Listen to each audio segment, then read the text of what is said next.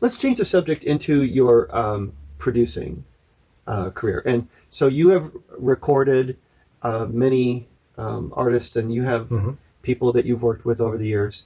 And tell us how that came about, and did you have to go to school?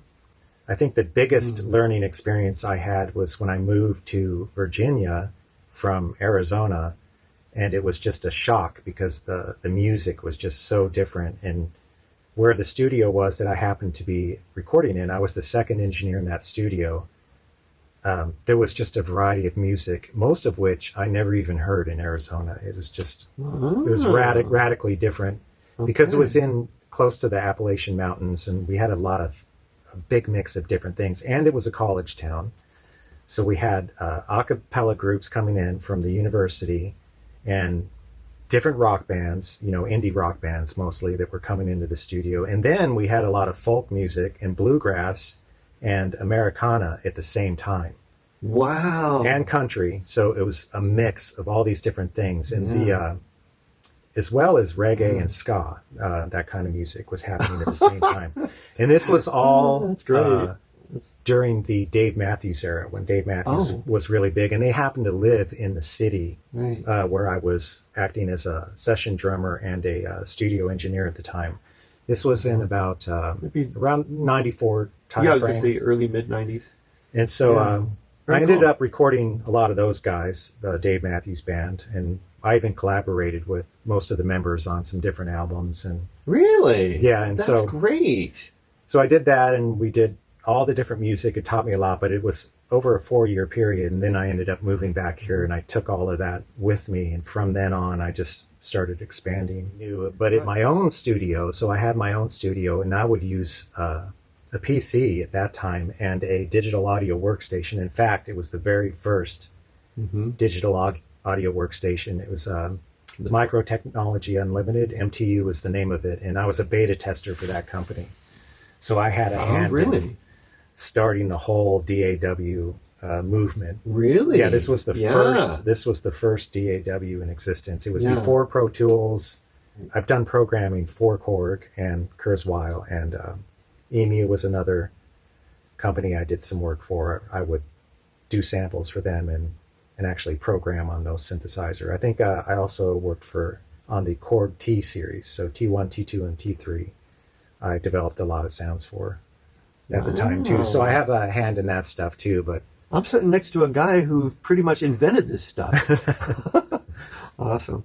Okay, so let's get to the part of the producing chair. Put yourself in the producer's chair. What is it that you do to improve the artist's sound? Tell me a little bit about how you record an artist.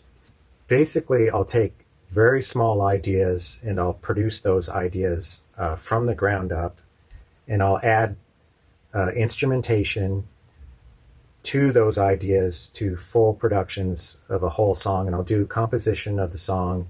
If the artist needs that or requests it, I'll help them do that. Right. And so I'll give an example. My co-writing partner, basically. So both of us have had a hand in writing the music, and he played the bass on this music, and he's the lyricist.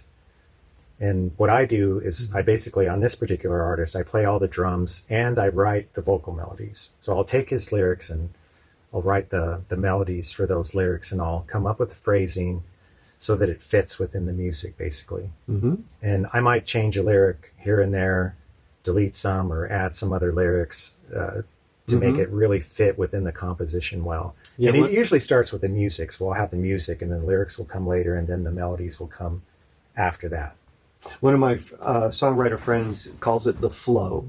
Make sure that when you're singing the words, that they flow with the rhythm of the music. Right. Yep. And that's a hard thing to do. It's something that I'm somewhat new at, but I think I'm becoming, better at it.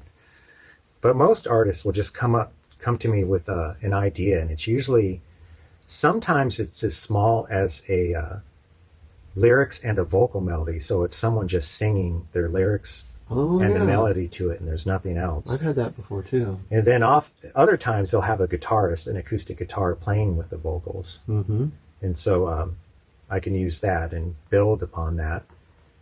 I love it. I love it. So just to kind of recap and close this video up, if you happen to be watching this video and you are someone who has a song or a lot of songs, or maybe you just have an idea for a song, maybe what you need is a producer like Dom who can help you make it into something that's real.